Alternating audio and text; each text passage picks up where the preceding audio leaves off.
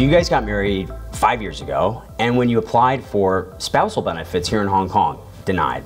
So why did you guys decide to fight in court, and tell me what that was like?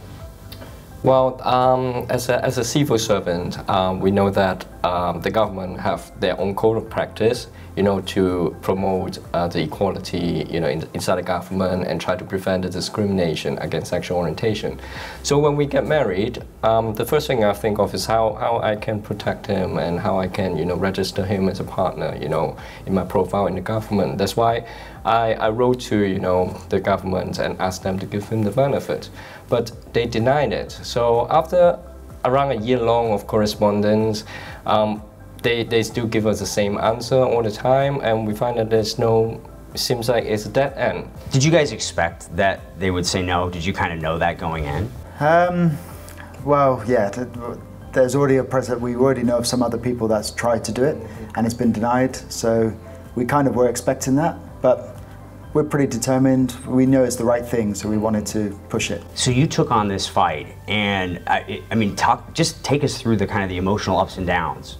Well, it was quite a long battle for us. It's a 5 years time. So in the first court, the judge make the right decision, and we won the case.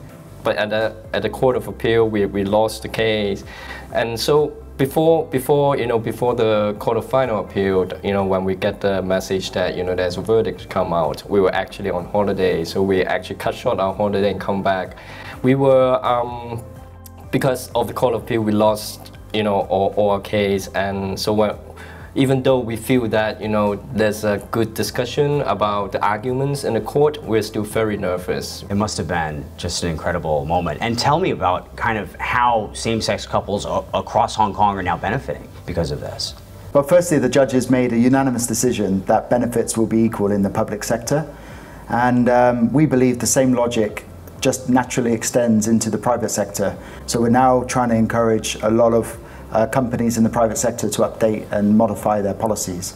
And then secondly, regarding the tax benefit, the judges made a decision that the law will actually be rewritten, the tax law will be rewritten to include same-sex couples and same-sex married spouses into tax law, so we can now apply for tax benefits. How does it feel to sit here knowing that you guys were at the forefront of changing the way things work here in Hong Kong?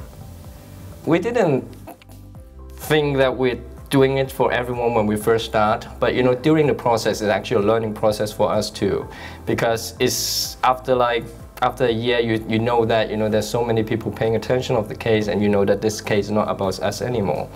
Yeah, and we know that we are always this is the right thing to do, so we do want to push it forward. From our very first interview, we actually had our backs to the camera. I remember that. We didn't show our face. So for us, it's been a long personal journey as well, this whole experience. It's great to see both of you full face. Congratulations. Thank you. Thank you.